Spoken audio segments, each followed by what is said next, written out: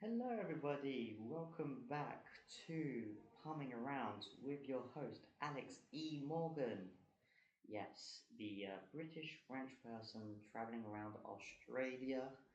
Um, yeah, still in Adelaide. It's still currently the Adelaide Fringe Festival, and we've been going to a lot of shows. That's what's been happening lately. We've been going to a lot of shows, different kinds of shows, not just stand-up comedy, but we've been going to clowning shows, drag shows, um, cabaret. We went to a music concert as well. I feel like I'm gonna go in detail on all the shows that I went to, but yeah, just it's so good having like the artist pass. It's just a little pass that says that you're an artist. I'm not really an artist because I'm not performing, but like I'm show running and event coordinator. So Ollie, he gave me an artist pass, and oh no, it wasn't Ollie, it was Sharon because I'm working with her. And I feel like someone told me that if you're performing, if you have your own show, you get access to 10 artist pass that you can give to people. So yeah, I have one, and it's just yeah. So this week I've just been using that a lot. Like after shifts, I usually finish my shifts at 9 o'clock, and so usually at that time, Gluttony or the Garden of Unearthly Delights is still open. So I just go to during my shift, I look what's on, and if anything catches my fancy, I just go to it, and it's on after 9. So yeah, so I've been seeing a lot of shows. I think I've seen a show like every day, a different show every day. So I'm trying to think what I said last week, but yeah, I went to see Elf Lions. Well, I went to do her clowning class, and so I believe that day I went to see her show.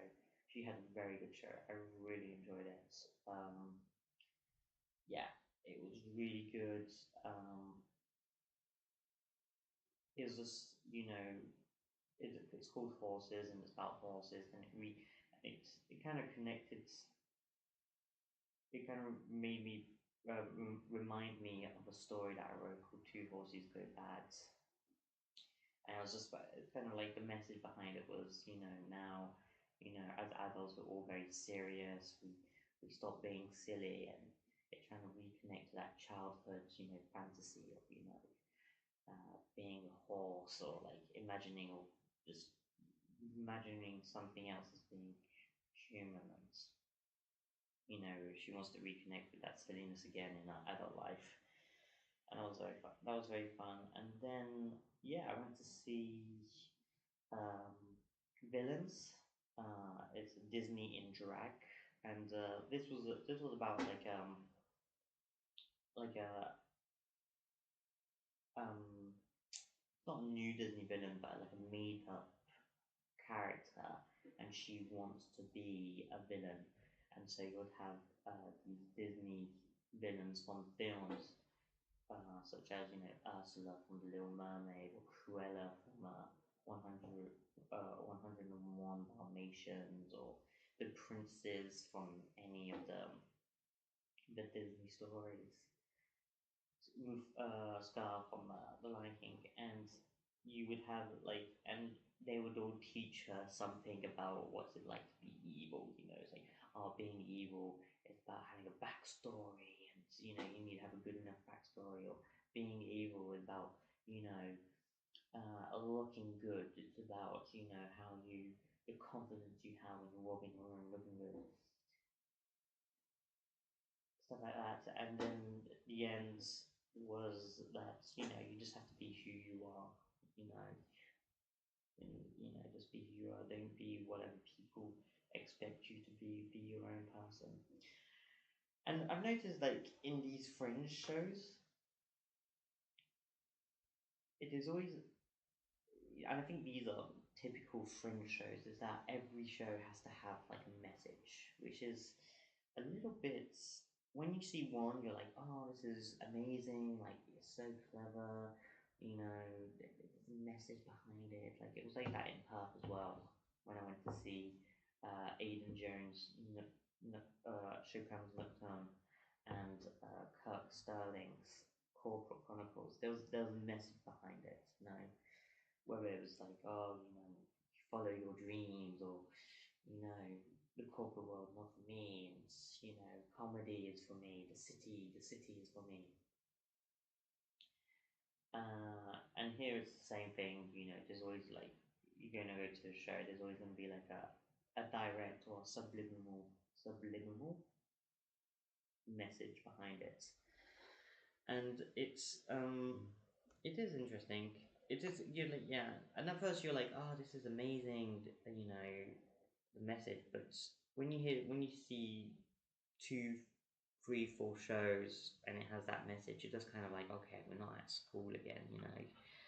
And I just kind of like miss just funny, you know. I just wanted someone to be funny and just be like, I went to see this Terry Pratchett show, and I honestly I thought it was going to be people reading Terry Pratchett, you know, and it's called the Magic of Terry Pratchett, and that was a okay show. It was,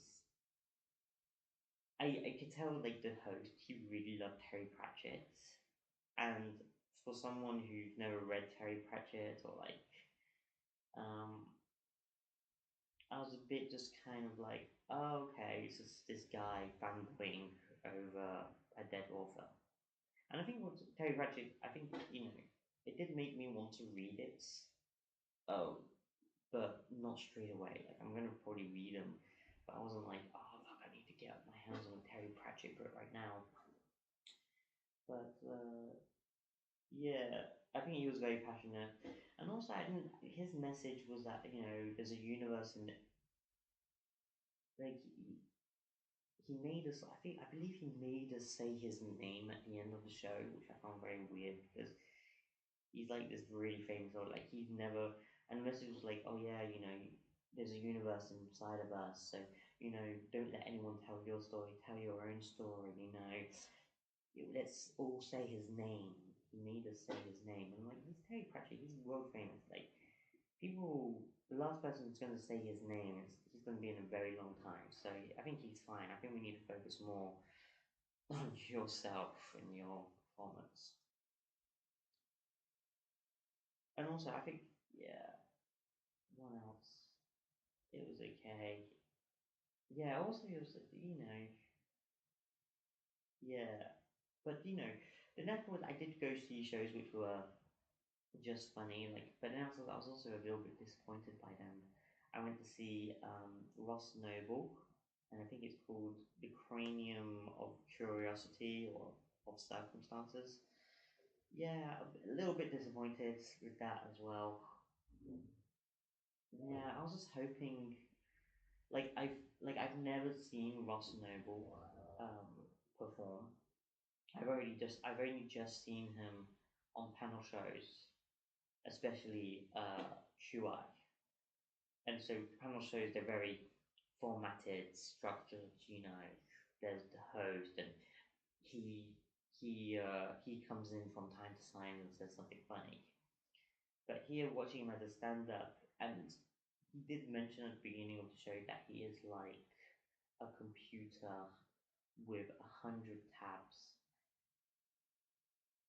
and a monkey is using it. It's just full of, you know, it's chaotic, it's crashing, and it is very much like that. And at some moments it was funny, you know, but there was some moments which dragged on, especially when he was doing like crowd work. Like during the show, there was this guy who had like an injured knee, and I think he had like a bandage on it. It was in the front row. I was in a few rows back, and he kept coming back to this guy with the knee because he had a cane, and he was just like, oh, what did you do to your knee? And the guy was like, oh, I just, you know, it's fucked. but he still kind of came back to it, being like, oh, I still want to know what happened to your knee. And he was like, oh, well, it's just, it's worn out. And he was like, oh, I still want to know what happened. And he's like, what do you do for a living? And he's like, in other words, he didn't make it funny, but he was kind of like, he was just taking something which was like so obvious, just like so bad, and he was just, but maybe that's his thing, is that he takes something which is so, oh, my knee's just ruined after years of walking around, playing football, whatever, and he would turn it funny, and which he did. But the fact that he tried to come back to it was a bit kind of like, okay. And then also he did another thing at the beginning of the show where he was like, before the show started, I was talking to the staff members and someone didn't recognize me and she said the wrong name, and was it you in the front row? And it wasn't the lady in the front row. And I wonder if it's something that he does to, like, at every show, you know, because when you're comedians, when you do comedy, it is kind of like magic where like we have we have practice beforehand. So maybe it did happen to him, but not at this show, but at a previous show, maybe the last one years ago. And it's just like we bring it back just because it's like funny. But yeah, it is like magic where it's like we just practice. And what we're doing, it makes it look like, oh, it's on the spot, it just happened to us, but no, it didn't. It happened like years ago or weeks ago, and it's just like we just use it as a way to start the show. But then maybe he did it to start the show, but I was just curious about that.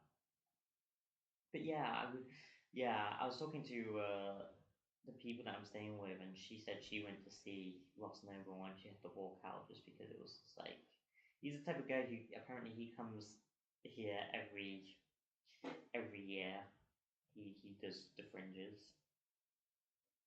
But yeah, I wouldn't have paid $40 to see that. I'm glad that I got in with my free pass.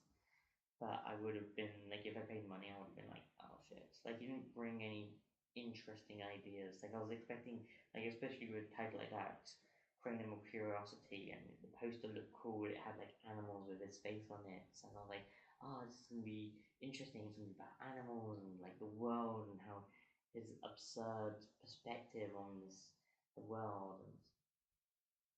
But no, he didn't. And I Yeah, but the stage was really good. Like, he had these like puffed up pictures of himself. He puffed up, like it looked like a carnival or circus, and it was all his face. And I was like, oh, that's funny. That's funny. But what else did I go see? Oh yeah, I saw the most attractive Australian. I believe that's the name. The most attractive Australian, or the most attractive comedian in Australia. Yeah, she was funny. She was like there was some funny moments, but her message, I think it was kind of like a bit. Her message was like, I can be hot and funny. Like, that was her message. It was like proving to us that she can be hot and funny. And yeah, she is very attractive. She works out, obviously, and there were moments that were funny. But I felt like, yeah, there was moments when I don't know, there was moments where like she was gonna, I feel like sometimes when she was going to say something um interesting, she just cuts it off with a joke of hers, which she does, and I'm like, shit, that's a shame, because if you just develop that bit and find a little joke or find something funny, it would be interesting, it would be more like, I'd be like, that's clever, where, yeah. And also, I think like she also did things which were talked about like 4 or 5 years ago, like the Lola Bunny situation or the female M&Ms. It's like, I just felt like it's like old, it's dated. It's not, you know. And then again, she just pointed it out. She didn't. I feel like there wasn't a joke to it. But I think it's still. I believe it's in the work in progress period. So she'll still work it out. But yeah, I went to a music concert. I went to the 27 Club, which sadly it's their last run, 2025. It's they're going to be the last show. They're not going to do any more shows. I think they've been doing it for 5 years, 7 years maybe. He said, I'm wearing one. I'm wearing the T-shirt right now. 27 Club. Yeah, that was really good. It's a shame that it was on at 6:30 because people are not in the dancing mood at 6:30, especially on a weekday. People coming out of work or it's still sunlight outside. I feel like if it was just on like at 8 or at 9, there would be more of an ambience. Like we all kind of sat down. It was mostly like old people, or elderly people that were like there, and they were like enjoying it. I saw a few people, shaking their bums in their chairs or like moving their shoulders. But yeah, there was some banger songs and the band was good. I like what they did. Like they had like an area on stage which was like it reminded me of Friends with like couches and chairs, and the singers, like they had different singers and they would all take turns singing a song, and they would go sit down in a chair and the person would sing. It was really cool. It was really cool to see. Um, yeah, I'm gonna post some photos about that. 27 Club. Yeah, the t-shirt looks good. I got the one with the illustration on it. I would have liked something like a little simpler, like just 27 Club. But the fact that this is a band and it has their tour date from the previous Fringe, I think it was pretty cool. So I got this one. And yeah, but yesterday I saw my favorite show of the Fringe, which was Female Trash. Okay, no, Feminist Trash. It was Feminist Trash. So when I was event coordinating at the Griffins, there was this performer who has like an artist pass, and she wanted to go to one of the shows, and of course, if you have an artist pass, I would let you go. I let you in, and and she was a performer, and at the end of the show, she was exit flying, and we spoke a little bit because she told me she was an artist, and so I was like, oh, what do you think of the show? And she was like, oh, it's great. And I was like, oh, so do you have your own show? She was like, yeah, I'm doing a show, Feminist Trash. And I was like, okay, I'll go to it. And I put it in my calendar because I was like, okay, I'm gonna see it. Different shows. I was